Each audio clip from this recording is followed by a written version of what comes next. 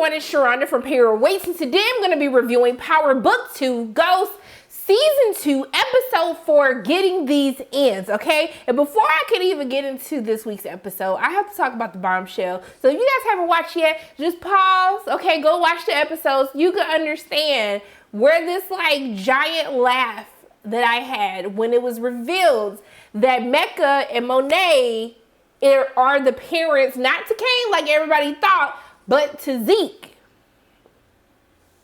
Zeke.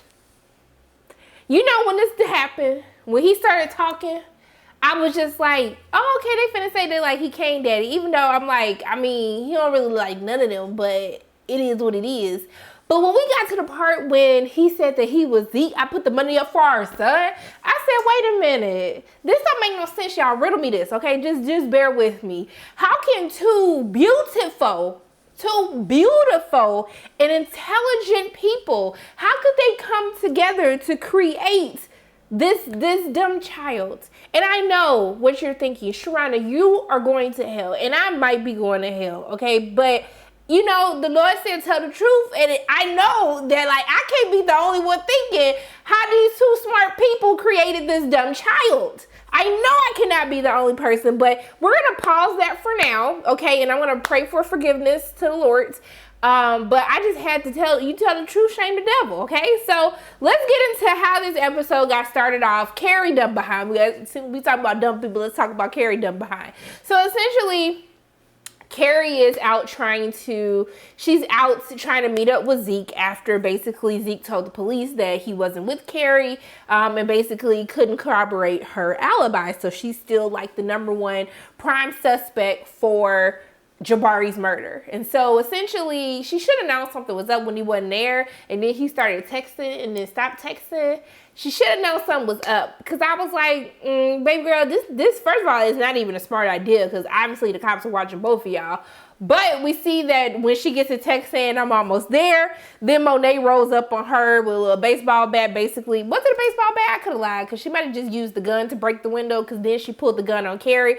But essentially, she told her, like, didn't I tell you to stop sleeping with my nephew? And I was like, well, technically, she did tell you to stop, Carrie. So I can't even feel sorry for you right now for what Monet is doing, because it needed to be done. And then basically she tells her, what you're going to do going forward, because we need to make sure that Zeke is protected in all of this foolishness, you need to figure out who is the person that actually killed Jabari so we can get him out of trouble. And so essentially, she had to agree, because, I mean, old girl's gonna kill her. And she was like, and if you don't do what I say, I'm gonna kill you. So you might as well just do what Monday asked you to do in the first place. But we see that later in the episode, she's on her way to meet with the dean, and then she runs into Kevin's raggedy behind, the detective on the case, who clearly is upset because she won't give him none anymore. And so we see that they end up running into the same meeting that is with the dean. And then Rashad is there, and Simon Stern is there as well. And so essentially, they let Carrie know, like, hey, we're gonna be replacing you with Rashad as the liaison between the NYPD and Stansfield, obviously because she's a person of interest at this point in time. But I was happy that Simon did ask the question, even though he was doing it out of his own greed and not that he actually cares about Zeke. But he was asking Kevin, like, why are you harassing Zeke? Like, why are you guys so gung-ho about Zeke being this prime suspect? If you have evidence about that, then go ahead and arrest him and we'll let you be, but you have not made an arrest. So I'm trying to figure out what is going on. Haven't made sense for me. So we see that Kevin basically says, like, we don't have evidence, but we do have motive as to why, you know, Zeke may have something to do with the professor's murder. And so then we see Rashad bragging behind. He's talking about, hey, Carrie, do you know what they may have an issue? Because clearly Rashad knows that Zeke and Carrie been screwing.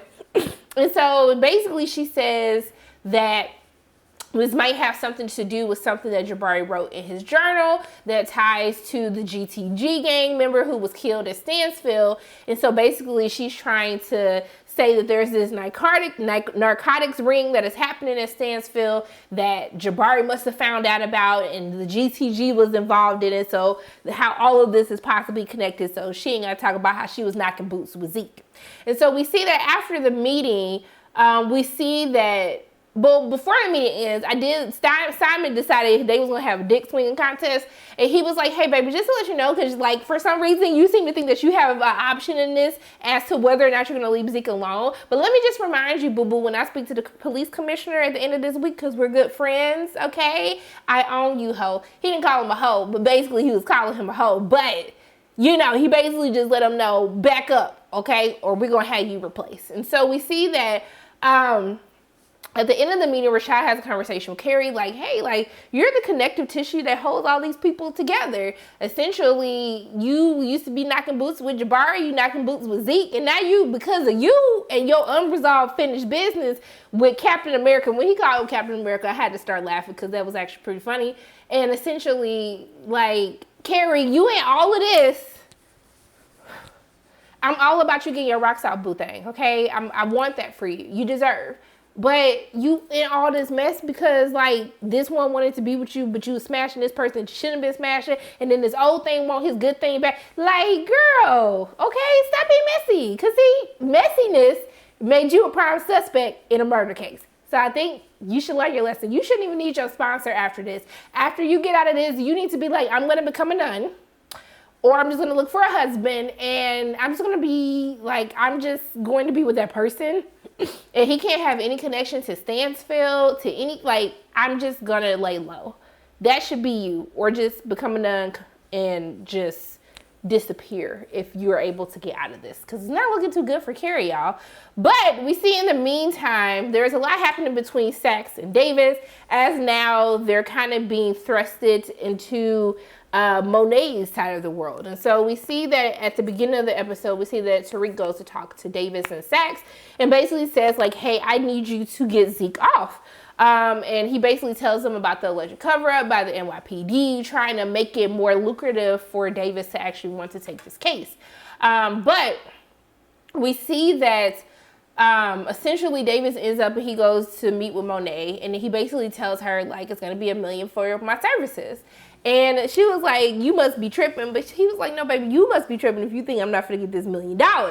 However, when Monet actually goes to check the safe at the bar to give him the money is missing. Somebody has stolen the money. And now she's trying to figure out what in the heck is going on. But guess what? Davis don't care. He said, you got 3 days to give me my money, baby, or Zeke gonna be in a jail cell, okay? So we see from then on, you know, we basically go to Monet cursing her kids out like she always do, basically telling them somebody stole the money. She went to go talk to the guy who was over the project. He said he didn't take it. She didn't tore the man's damn ear off, and then she ended up shooting him because he started backtracking like, baby, just tell her you ain't got it, because like now you going back and forth. You got me confused, and I'm figuring you probably wasn't the one who took it. I think that Kane probably has something to do with this, but yeah, so... Or Mecca could have something to do with this too. I ain't gonna count him out either. So we see that Davis ends up, he's basically telling like, hey, he tells Saxe, because Saxe started, I don't know why, like he's a terrible person, but sometimes he wants to have a good conscience. And he's starting to feel bad about, you know, banging his boo thing and getting like information through her. And then he got this information in regards to Lorenzo's case about how the guy who prosecuted him, like, you know, he was dirty.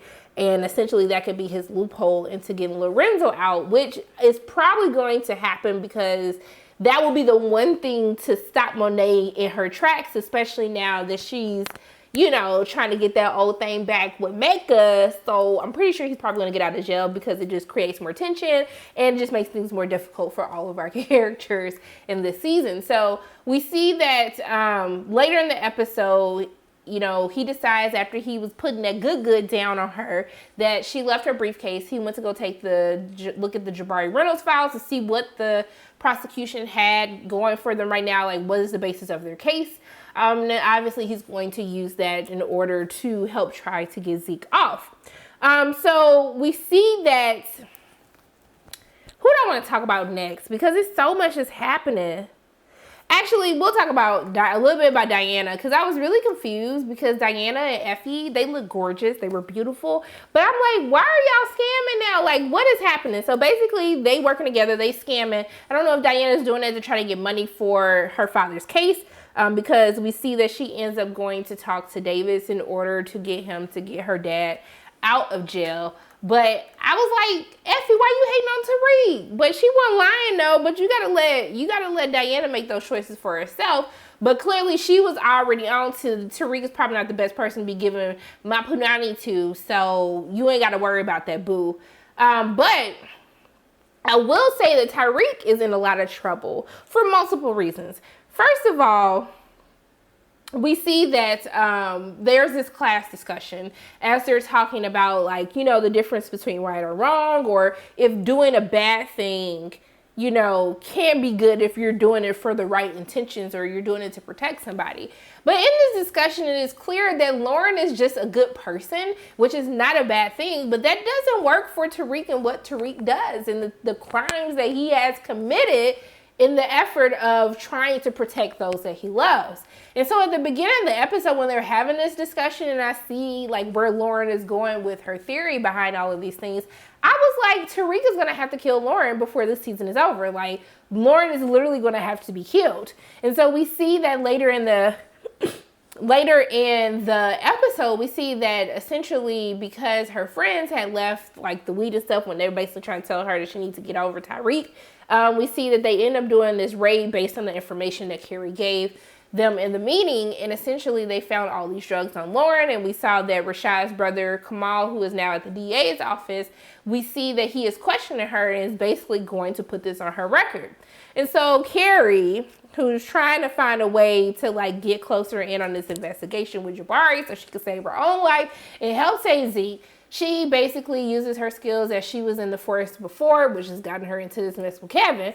Essentially, she convinces Lauren to basically wear a wire, in which we see later in the episode is the Rolex that she's wearing when she's talking to Tariq. And so I got scared because I was trying to think it earlier in the episode when she was talking to Tariq and he was like, I know for a fact that Zeke didn't do this after they watched Zeke bomb that interview, which I don't know why anyone thought that Zeke was going to get through that interview, but we're going to talk about that when we get to Zeke. But I feel like he's going to have to kill her in order to like, he gonna have to do something. Like at first he had smoothed things over with him because he took her to see Yaz, basically saying that because this whole situation is happening with Yaz is why he's not able to spend time, why he can't be present, but leaving out the fact that he's literally running a whole drug organization in Stansfield and used her spot. But I ain't gonna lie, that idea that Brayden came up with, I was like, Brayden, you one smart cookie, okay? That was really smart what he did. But he's going to have to kill Lauren. Like, there is no way out of this. She is snitch. She has his whole wiretap now. Once he finds out about it, I'm sure he's going to get, like, in the midst of all of this stuff. It's just going to be something crazy. He's going to have to kill Lauren. Like, you didn't kill your daddy, so it shouldn't hurt killing Lauren. It should be nothing to you at this point in time. But why Tariq is also going to hell is because how you going to take your grandma to jail? I mean, to court. Like, yes, grandma has a problem, all right? But your sister is with a good family, and right now things are not safe for you anyway to be like really thinking that you can take care of your sister, keep her out of trouble, be in school, run a drug. Like, it's just really not possible because you already failing because you didn't let Kane get to Brayden at this point in time. So I just felt like when he found this stuff on her, like he took his attorney out to dinner, which it was nice to see him again. I was like, okay, look at them not just using y'all one time, using you multiple reoccurring roles, okay? But I just thought it was really disrespectful. And I was really happy, like, after he had that camera footage and he filed the suit against her to get custody, I was really happy that she came and cursed him out. She rolled up on him on the camera. She said, I don't care where you go to school at, okay, because you finna get this cursing out. And then she was right. Everything that bad that has happened to the family, whether or not it was started by the actions of your father, you have been at the center of everything that has happened for the most part. And I think that did hit him in a way, but you know, him saying like, hey, just let me have custody and I'll help you go to rehab. You should be helping your grandma do that anyway. That's your grandma. But can we have a side note? While I've been a huge advocate over the past couple of years of them not erasing Yaz, you know, she exists and I'm happy that we get to see her. Can we please stop with these phone calls? It's so annoying. Can you make me these cookies? It just be so annoying to me. I get what they trying to do. And you know that I love kids, but like, it's just annoying and it just be so random. And it just be like, I don't want Tariq to have custody of Yaz. I think it's better that Yaz stay where she is. I don't want her to be a part of the system, but I think until his grandmother can get back on the right track, I just think that it's better that she stays in foster care because I think it's too dangerous for her to actually be with Tariq at this point in time. So in the midst of all of this, let's talk about what's happening with Raggedy Captain America Detective Kevin, whatever the hell his name is. So essentially, Rashad's brother Kamal gets put on the investigation into Jabari's murder. And so this is an issue because, of course, Kamal is Rashad's brother. So they think that he put him there. But actually, when Carrie asked Rashad that question, he said he actually didn't have anything to do with it. It was coincidence. Now, do I want to believe that that's true? I don't. I hope it's true. I don't necessarily believe it, but obviously Kevin has issue with this. And so essentially he puts him on the part of the investigation that they agree with the dean to address the drugs that are being, dealt on Stanfield's campus.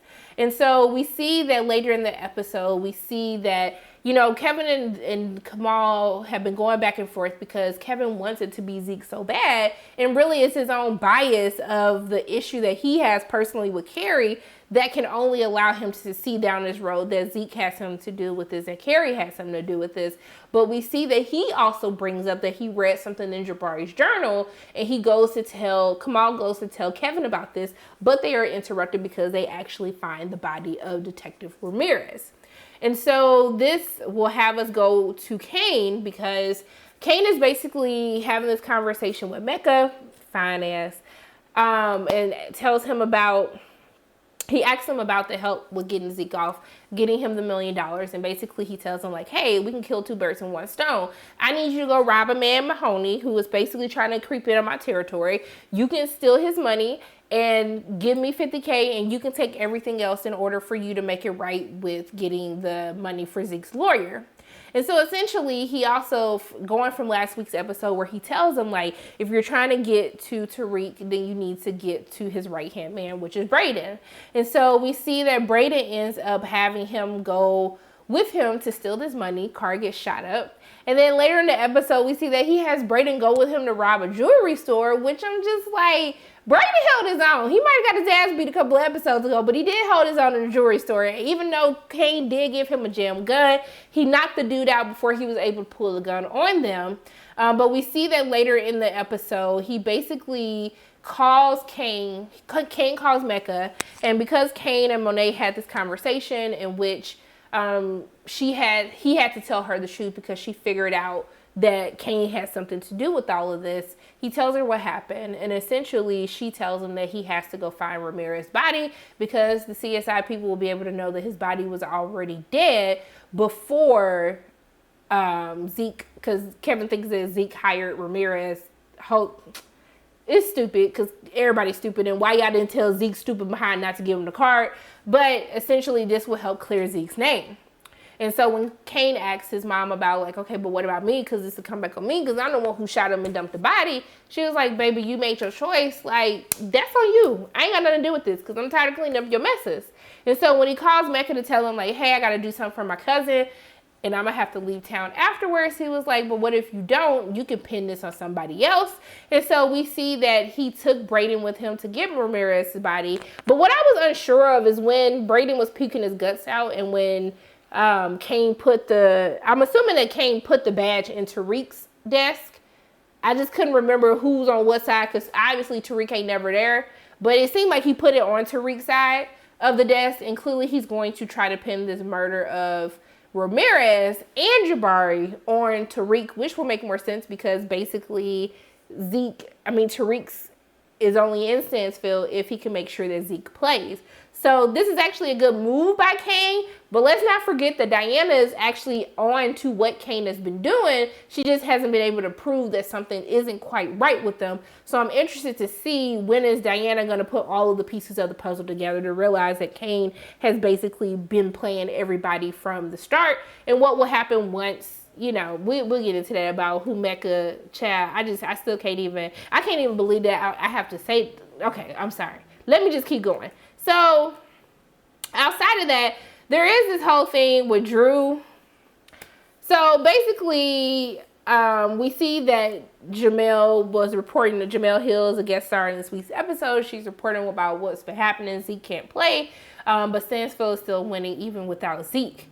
And so essentially Drew comes up with the idea. He goes to talk to his old boo thing Everett, where essentially they did a protest and they said that they won't play until the police basically leave Zeke alone. And so they forfeit a game. And then Everett and Drew getting their rocks off. But then after he's thanking them for everything he did and set up a GoFundMe to help raise money, then we see that essentially he mentions to him that Everett mentioned Drew's name when they were beefing to the professors. And so he could possibly come back. They could possibly tell the police and this can come back on him. And so he leaves, he gets upset. And when he comes back home, he sees that Zeke dumbass is sitting on this step. A reporter asking him questions. And he basically tells him like, hey, dude, you need to go. And Zeke is like, no, it's cool. No, it's not cool because you just stupid and you be messing everything up. Like, why can't you just follow directions? Why can't you follow directions? My goodness. And so essentially he mentions Lorenzo's name as like his death a part of the family. And then Drew had to beat the brakes off of him. But then they found out later that he had a tie into the sports media world. And so the only way that they won't press charges by what Davis is telling them is if Zeke sits down with Jamil Hill and does an interview. And so everybody's like, oh, okay, like you can do this, Zeke. And I'm sitting here like, no, you can't do this, Zeke. Like, why do y'all put so much faith in this boy? He has told you time and time again he can't cut it. So he's doing this interview after Tariq and everybody coached him and gassed him up a little bit like, oh, he gonna do it. So he doing the interview. He seemed to be holding his own like, oh, he gonna do good. And I'm the only one sitting here like, I know this fool finna mess it up because that's what he do. He just messed stuff up. And then basically, I can tell through the line of questioning that Kevin basically gave Jamel some evidence that he shouldn't have. But he's so caught up on Carrie's messing with this boy that he want to take this boy down because he couldn't get no ass from Carrie no more. That essentially he brings up, she asks him, did she know Ramirez? He says no. And I said, look at this dumb fool. And y'all sitting up here talking about that he was going to do good. Why? Why? Who am I talking to? Ain't nobody in here. Who am I talking to? But that's how I was talking when the TV was happening. I was talking to the imaginary people who I was telling that he's going to mess this up. And so essentially he ends up perjuring, well, not perjuring, he ain't in no court, but he lies and says that he didn't know him. And then essentially she like just puts him into a corner. Then he leave like this a bull and he start cursing and he leave and then they looking stupid. And I'm looking at them like, I knew he was finna mess this up. You couldn't tell me that he wasn't finna mess this up. So clearly after the interview, Davis tells him that they want Zeke to turn himself in tomorrow because clearly at this point he looks guilty even though we know for a fact that he had nothing to do with this. So because of this, even though Carrie had initially convinced Rashad to help Zeke because it would look so heroic of him stepping up, how the police try to tear down his black man with all these great opportunities ahead of him. This is how you win elections. But since Zeke has clearly I'm just gonna pray for Zeke, okay? So because he messed up, Rashad no longer wants to help him, and I don't know what's gonna happen. But at the end, we see that Monet goes to see Mecca. So Monet's already upset because she asked Lorenzo could he sign the paper so they can put a remortgage to or refinance the house to get money to pay for Zeke's lawyer, but Lorenzo tells him no.